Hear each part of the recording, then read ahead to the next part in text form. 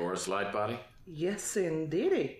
My name's Tex Murphy. I'm a private investigator. I'm looking into the death of Carl Linsky. Oh, well, do come in. Thank you. You are very, very welcome. Well, this is certainly exciting. A real live PI. I love detective novels, you know. Is that right?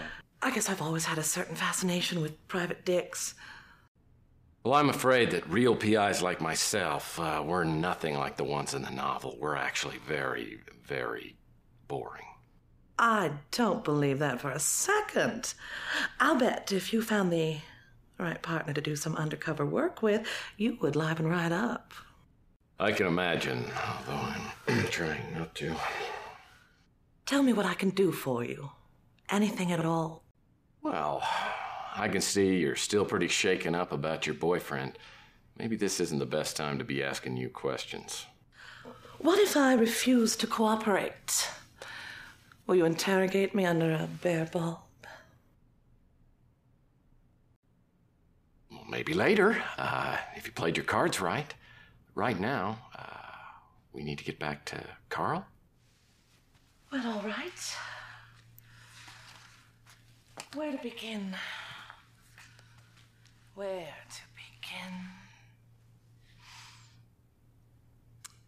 It was about 3 months, 11 days ago on a foggy night when Carl and I first met. Naturally, it was love at first sight. Interesting. Had you and Carl been drinking heavily that night? Actually, Carl came to have me draw up his will. That's what I do for a living. Well, be a sweetie and tell me who's mentioned in the will. Just for you. The primary beneficiary was that trollop, Sylvia. You know, just between us, I believe Sylvia may have driven Carl to his death. You mean like, dropped him off at the bridge? Well, not literally. You don't think Carl was murdered, do you? Let's just say the police didn't find any trace of banana peel up there on that bridge. Now, I've got a few more questions for you, if you don't mind. Oh, well, I'd do anything to help. I think you know that. I loved Carl desperately. We were very happy together. I can't for the life of me imagine why he did what he did. Carl's wife left soon after Sylvia was born. Oh, Carl did the best that he could, but he never felt that he'd done a very good job raising Sylvia, and she never appreciated her father. She left home when she was very young and went into some unsavory kind of work, escorting or something like that. Carl's heart was nearly broken. They hadn't been close in years. I'm afraid Carl's estate consisted of his home and his speeder and not much more. I'm afraid Carl wasn't very good with money. He stipulated in his will that everything be divided between his daughter Sylvia and the North Hill Clinic. Of course, the real money that trollop Sylvia will get will be from his life insurance policy. That was Carl's way of making amends to Sylvia. And I'm sure it's the only reason Sylvia has you investigating her father's death. Carl worked there for years. It's a very exclusive medical facility, you know. I've been in touch with the director, Arnold Sternwood. He's an extremely attractive man, but also very busy. If you'd like to see him, I can try to arrange an appointment with him. I'll call you and let you know. Then you'll have to owe me a favor. Me? Oh, I'm still in shock, as you must imagine.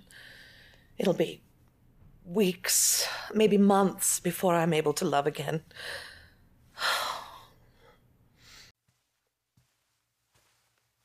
Here are the things from the police.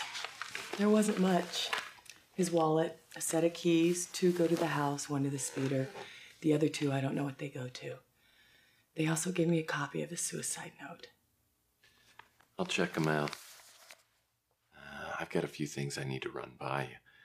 I went out and I talked with Delores Lightbody today. Apparently you two aren't exactly soul sisters. She is hideous. I don't know what kind of black magic she used on my father, but I can't think of any other explanation. Delores told me about the will. Apparently you're the beneficiary. Why are you treating me like I'm a suspect? For your information, if I sold the house and the speeder and added it to the cash, I might be able to pay off my father's debt. I'm not going to benefit from this will. Except, of course, the $1 million life insurance policy. I'm not going to get a cent of that. I'm surprised you're even asking me about that. You know, life insurance policies don't pay off in cases of suicide. And that's why you retain my services. Well, you can think that if you want. But I don't have to stick around here and be insulted by the hired help. Ouch. Yeah, I'd violated PI Rule 17. Never upset a client. She was right. I was the hired help, so I went back to work. The manila envelope Sylvie had given me turned out to have some pretty useful items in it. Linsky's secret workshop was out by the spaceport in an old warehouse. The key from the manila envelope fit the lock, and I stepped inside. Was anyone there? No, and I doubt anyone had been there since Linsky.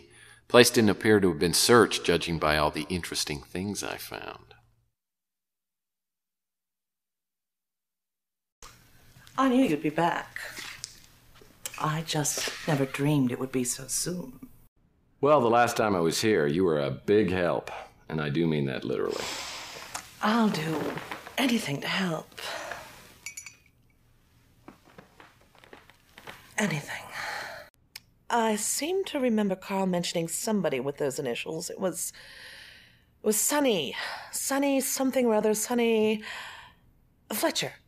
Yes, I'm certain that it was Sonny Fletcher. I think he was a PI, like you. Although I doubt he was as handsome.